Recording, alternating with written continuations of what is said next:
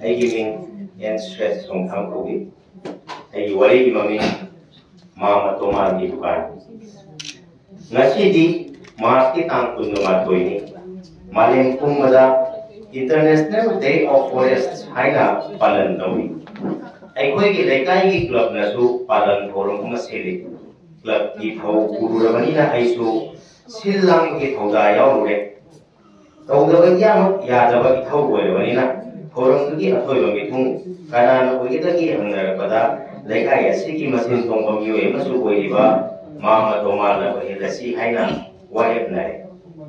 Mama Toma matam amada Laya ki loisan ama boiba Forest Department ki achawa thobai ubirami mahaki matamda department ki maru oiba thaba kaya ama tobiramagi national award kaya ama su phangki masige damak lekai asina thoidokna kai kumnaba mi oini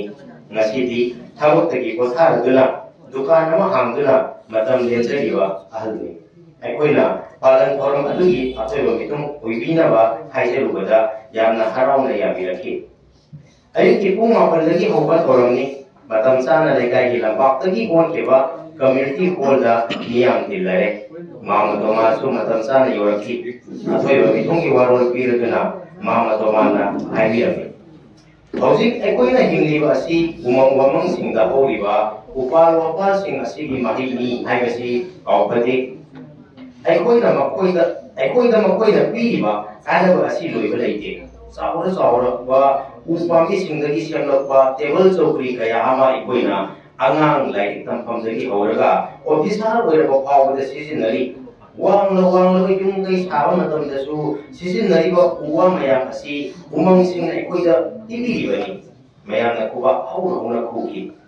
umang kayam kana bagi hai base ai di chap chara khanglaba mi masi harik pamatam dudani tiliba mayam na wa nokiba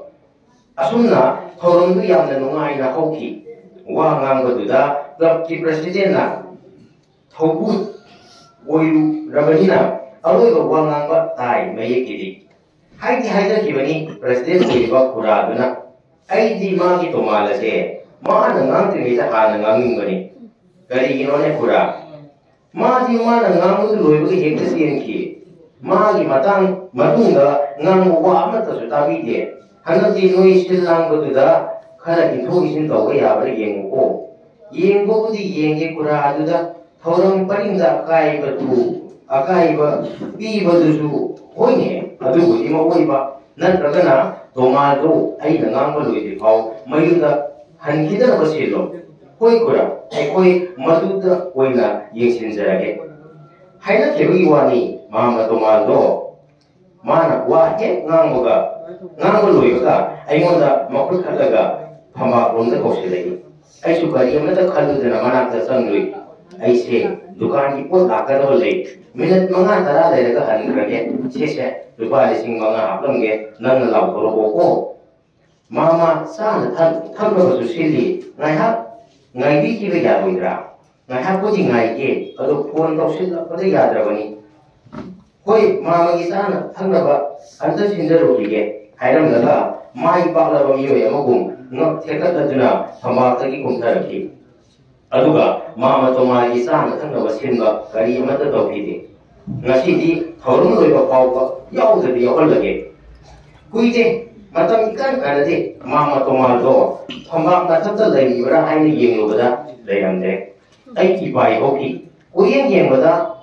hoji get nonda asa pot box ama yeblaga han ki wadu kui Sida kanaraga ngai ko haiduna hek haidu fajada ngarang hek fajada ai phumong na duna ngai da club ki tho puminaba itong mana upai le ke yamba masi alse ngarang ngol tan hadan gre ma ki dukan ki po jo ye ma yo de ya roi haidu da ai su garin ta hayo no hode asa po sida kana bi ba kadai ai isa na basil langi haidu Loira berana hangai, aisu loira tadi hai lebih le. Mungkin huni hapri betul masu ani ki budi hai betul dah. Chief guest tu oire, adung di le. Aku ani mak mati belan di kum taksi soloi. Thorong tu sila pada ayu ki pung tara ka matui makai di tak le. Klub isil lang yo iba na hal kaya harau mai pakna loisin kibagi amana amabu thagat naringeda club ki president su oiriba ahal oiriba khura adana mayam da hergi aikoina world forest day asida khwaitagi loksing tiningiba mi adudi mahakna tawriba sina su mi khanna haida bakar hairam daga sel khara thadaram daga sathre sini dole ba ase adu bare ngasi ki thorom asi naha noi mayam na wa na konatuna mai pakpa thorom amadi oikre ngasi thakre ba upami sing phajana makong sobiduna phajara upal kaya ko hedasi mayam na kuba hauna kunaduna kaina kare itum bala aigoi ani ikai purok kumba haibadu oire itum ba mai dukan do amta disalusi kai lamdana nang khangro chap chap mapam ti khangde ado waithau pattagi angtha awdu tiba ya lambi dudani hai thibusi yaine lao ai gari masa sidu oire sadasi asunna itum ba ikoi ani kilometer tara hena chatlaga mama tomagi dukan du krithi thiki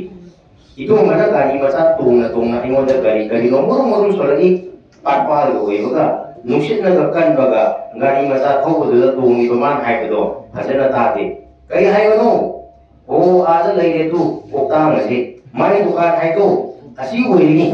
lab na ui saktiman gari mari mangagi pareng gari sing aduda acau ba kaklabo upami kaya ama mama tomagi dukan tamna pusili o asi mama tomagi dukan se. Thank you.